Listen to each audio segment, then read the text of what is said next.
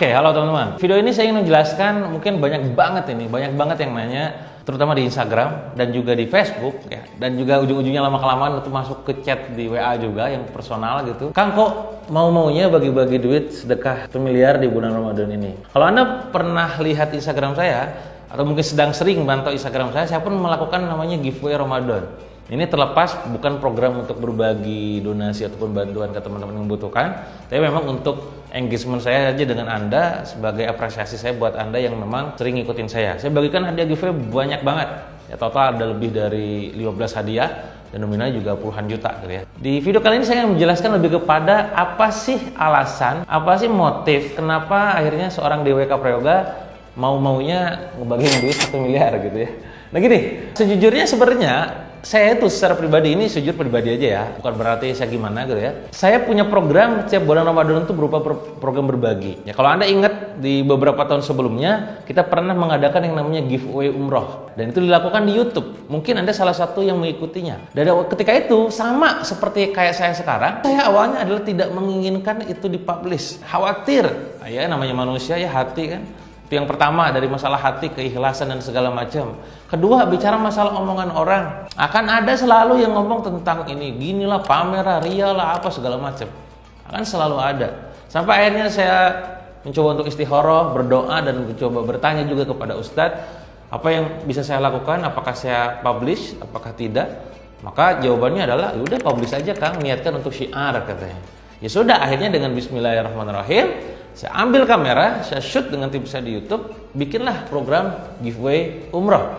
Dan apa yang terjadi teman-teman semua, berawal dari niat hanya membagikan 3 tiket umroh, yang ketika itu nilainya adalah 1 tiket 25 juta, artinya adalah kurang lebih di angka 75 juta. Tapi yang terjadi adalah terkumpul total 26 tiket. Itu kalau dinilaikan rupiah setara 600 juta lebih. Dan itu hanya terkumpul dalam waktu kurang dari 1 minggu. Apa itu artinya? Ternyata kebaikan itu menular. Ada orang-orang baik di luar sana yang juga mungkin punya budget sedekah, cuman bingung pengen berbagi ke siapa. Nah ini ketika itu saya umumkan di Instagram, di YouTube, di Facebook, di Telegram dan dimanapun, banyak yang bergerak. Nah itu beberapa tahun yang lalu. Sampai akhirnya di tahun lalu kita ketemu pandemi. Anda masih ingat pandemi ya? Bagaimana kita sholat hanya di rumah, sholat tarawih juga di rumah ya. Semua cowok, saya yakin Anda ada yang cowok pasti merasakan jadi imam di rumahnya masing-masing gitu. Nah, alhamdulillahnya di tahun ini, di tahun 2021, aktivitas ibadah kita udah kembali mulai normal. Ya, alhasil dari 1 Ramadan, ya insya Allah sampai nanti akhir Ramadan, kita udah mulai bisa beribadah ke masjid. Kita melakukan yang namanya itikaf di 10 hari terakhir gitu. Pada saat awal Ramadan, saya berpikir gitu ya, apa yang bisa saya lakukan di bulan Ramadan ini, yang tentu saya mengukur bukan ke orang lain, mengukur ke diri sendiri. Dari segi saya pribadi bisa lebih baik daripada sebelumnya gitu. Akhirnya saya lihat saldo saya gitu ya.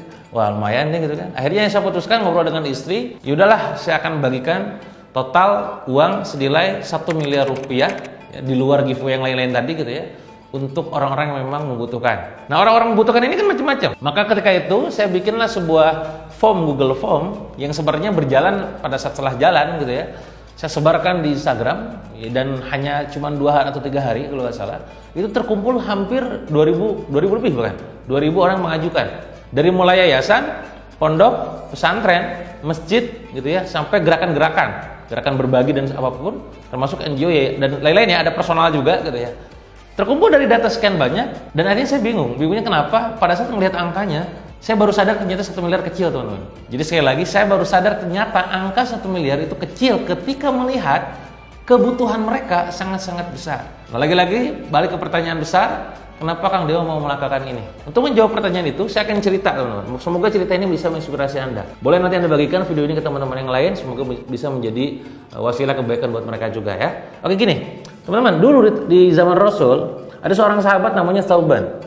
Sauban ini adalah seorang sahabat yang sangat-sangat taat gitu ya. Bagaimana ketika dulu hijrah dari Makkah ke Madinah, orang lain berlomba-lomba untuk bisa punya rumah dekat Masjid Nabawi gitu ya. Beliau justru malah gak mau dekat. Tentu ada alasan, cuman kita nggak tahu alasannya apa gitu kan. Dia jauh banget gitu ya. Setiap sholat subuh dia selalu hadir lebih awal dan dia selalu kelihatan banget duduk di pojok kanan. Orang-orang yang sholat di situ udah tahu bahwa oh itu Sauban di pojok kanan, dia di paling pojok gitu ya. Nah, saking jauhnya dia ke masjid gitu ya, sampai-sampai harus menempuh jarak 3 jam. Bayangkan, Anda sekarang rumah ke masjid berapa meter, ya, berapa menit, ya, 3 jam. Dulu belum ada sepeda motor kayak sekarang, tapi dia rela jalan kaki jauh 3 jam untuk bisa sholat ke masjid. Ini adalah yang Sauban lakukan, ya. Sampai suatu ketika, gitu ya, pada saat sholat subuh, ketika Rasulullah datang, dia tidak melihat seorang Sauban ini muncul. Tumben tidak ada Sauban. Mana Sauban? Nggak tahu. Kita tunggu Sauban. Kita mau sholat. Gak ada juga datang. Akhirnya tetap juga diam. Oh mana? Belum datang. Tapi ya gimana? Azan subuh udah berkumandang, udah agak siang juga. Akhirnya Rasulullah memutuskan untuk sholat subuh. Setelah sholat subuh, bayangkan langsung Rasulullah Malik itu ya ngebalik gitu ya. Dan dia bertanya lagi, apakah Sauban bersama kita, sholat subuh bersama kita? Tapi orang-orang melihatnya, saya tidak melihatnya. Oke, siapa yang di sini tahu rumahnya? Pada diam semua. Dan ada satu orang yang mengangkat tangan dan saya tahu rumahnya. Akhirnya di siang harinya Rasulullah diajak oleh salah seorang sahabat untuk datang ke rumah Sauban. Dan di rumah Sauban apa yang dilakukan? Ketemu jalan panjang dan Rasulullah di situ melihat, wow jauh sekali gitu kan. Nah akhirnya nyampe ke tempat rumahnya. Ketok-ketok, Assalamualaikum gitu kan. Ternyata yang membuka adalah istrinya. Lalu Rasulullah bertanya, apakah ini benar rumahnya Sauban? Ya, benar. Lantas di mana Sauban? Apa yang terjadi teman-teman? Ternyata gitu ya, istrinya menjawab bahwa Sauban baru saja meninggal dunia kemarin. Namun selama dia hidup, terutama kemarin pada saat sebelum meninggal, Sauban selalu kayak ngigau gitu ya, kayak kalau bahasa kita tuh mungkin, karena gini, kalau dalam Islam setahu saya, orang itu pada saat meninggal itu seringkali kita ditunjukkan amalan-amalannya apa aja gitu ya, terus nanti itu gimana dan segala macamnya. Nah yang terjadi adalah sama Sauban ini sering ngigau dengan 3 pertanyaan besar. Lalu Rasul bertanya, apakah itu? Pertanyaan pertama adalah yang selalu disayangkan sama Sauban suami saya adalah kenapa tidak lebih jauh? Yang kedua adalah kenapa tidak yang baru? Yang ketiga adalah kenapa tidak semuanya? Tentu Rasulullah dengan bantuan malaikat Jibril ya, langsung mendapatkan jangan gitu ya, dapat sinyal dari langit gitu bahwa maksudnya ini apa. Dan di situ langsung beliau menjelaskan kenapa tidak lebih jauh. Apa itu artinya kawan-kawan semua? Ternyata Sauban menyesalkan bagaimana ketika amalannya selama hidup itu, dia mengetahui bahwa langkah kakinya dari rumah ke masjid itu akan menjadi pahala yang sangat besar. Dan pada saat ditampakkan betapa besarnya balasan buat dia, bagaimana dia berjalan berjam-jam menuju masjid gitu ya, dan itu menjadi lipatan pahala buat dia.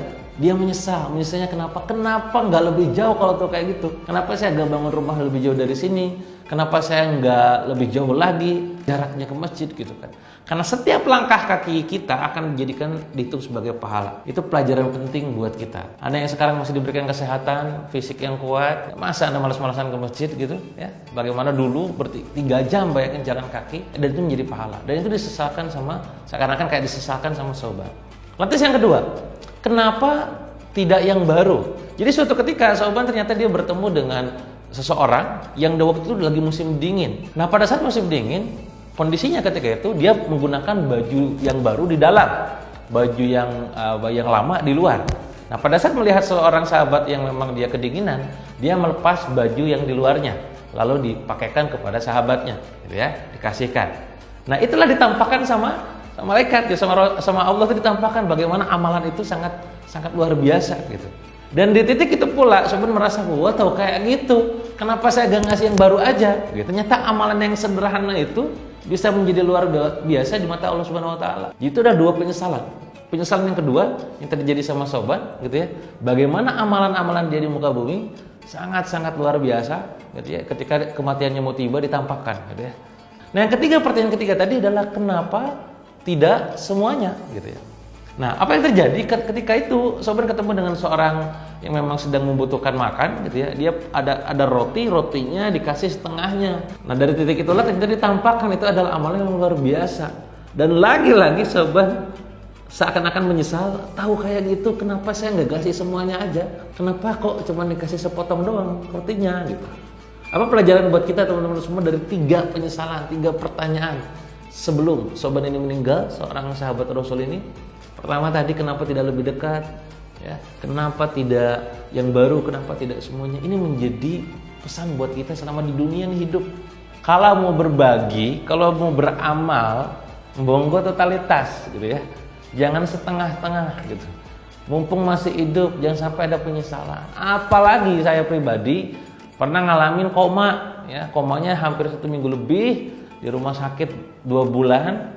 Ya, bagaimana kalau misalkan teman-teman cek surat Al-Munafikun, ya, ada sebuah ayat di sana yang mengatakan bagaimana orang itu kalau sudah meninggal, pengen balik lagi ke muka bumi, pengen ngelakuin satu hal. Apa itu? Bersedekah. Wa anfiqu mimma razaqnakum min qabli ayyati ahadakumul mautu fayaqula rabbi laula akhartani ila ajalin qarib fa asaddaqu wa akum minas sholihin gitu. Jadi pada saat balik lagi itu pengen ngelakuin sedekah. Nah, apa yang terjadi? Ya tidak diizinkan. Orang yang sudah meninggal kan balik di ke bumi gitu. Nah, ini sebuah kode besar buat kita dari cerita ini, ceritanya Tsauban, ayat dalam surat Al-Munafikun, cerita saya pribadi gitu ya. Memberikan sebuah sinyal kepada kita semua, mumpung kita masih hidup, ya, ayo persiapkan bekal sebaik mungkin. Karena sesungguhnya kehidupan ini adalah cuma numpang lewat. Kayak kita lagi kayak orang safar. Kalau kita tahu bahwa hidup ini numpang lewat doang, cuma safar doang, ya kita siapin bekal yang cukup buat nanti gitu loh. Nah, menjawab pertanyaan Anda, kenapa Kang Dewa kok posisinya kalau sedekah kok brutal, kok gila-gilaan? Nah, ini saya ingin sampaikan juga ke Anda nih ya, sedekah brutal konsepnya tidak menyedekahkan semuanya. Jangan gila juga gitu ya. Kita belajar juga dulu bagaimana pada saat Abu Bakar bersedekah, Utsman bersedekah, Umar bersedekah gitu ya. Pada saat dia bersedekah termasuk Abdurrahman bin Auf menyedekahkan semuanya di situ konteksnya bukan semuanya. Tapi semuanya dalam konteks penghasilan yang didapatkan ketika itu, keuntungan yang didapatkan ketika itu, dan seterusnya. Nah, jadi Anda yang nonton sekarang video ini, sedekah brutal yang saya maksud bukan berarti tabungan Anda semuanya dikuras habis. Nah, hati-hati, Anda tetap punya istri, apalagi kalau Anda punya istri, punya anak gitu ya, harus ada kebutuhan, ya. Maka tetap ada perhitungannya. Saya punya perhitungan, mana yang bisa saya alokasikan untuk berbagi, mana saya akan alokasikan untuk bisa berinvestasi, mana saya akan lakukan untuk juga dinikmati, ya. Itu cara ngaturnya adalah sepertiga. Sepertiga untuk nikmatin berarti dipakai gitu ya, buat tabungan segala macam. Sepertiga untuk diinvestasiin, ya, untuk berinvestasi di bisnis dan juga di pengusaha lain gitu ya. Sepertiga untuk sedekah, ya. Nah, jadi Anda sudah terjawab sekarang pertanyaannya, kenapa saya melakukan sedekah brutal? Karena saya sepenuhnya sadar bahwa hidup ini sementara, ya. Rezeki saya sungguhnya adalah yang saya pakai, yang saya makan, yang saya sedekahkan, bukan yang saya kumpulkan dalam rekening tabungan saya. Itu aja mungkin teman-teman semua, semoga ini bisa menjadi inspirasi buat Anda semua. Anda boleh bagikan video ini ke teman-teman yang lainnya dan juga bisa di-share juga. Semoga ini menjadi saling mengingatkan buat kita semua satu sama lain, ya. Tugas kita semua muslim adalah saling mengingatkan dalam kebaikan. Jika seandainya orang-orang di luar sana selalu berlomba-lomba untuk menunjukkan kekayaannya, maka ada kalanya mungkin kita sedikit untuk memperlihatkan ya kebaikan kita, terutama dalam sedekah. Itu masalah sedekah itu kalau nggak salah diperbolehkan terang-terangan, ya. Beda dengan mungkin kayak kita hafalan, itu juga mungkin juga tahajud, duha, kan nggak bisa disosokin gitu ya. Kalau terang-terangan boleh. Tentu pada saat kita terang-terangan ada juga yang sembunyi-sembunyinya. Jangan sampai semua sedekahmu itu semua diterang-terangkan. Ya, mentang-mentang misalkan pengen syiar tapi semuanya sampai sebegitunya.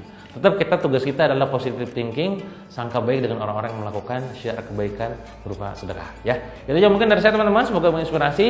Semoga bulan Ramadan ini bisa menjadi bulan yang sangat membuat kita menjadi lebih baik ke depannya dan menjadi titik balik kita untuk menjadi lebih bertakwa kepada Allah Subhanahu wa taala. Terima kasih, sampai jumpa di video yang lain.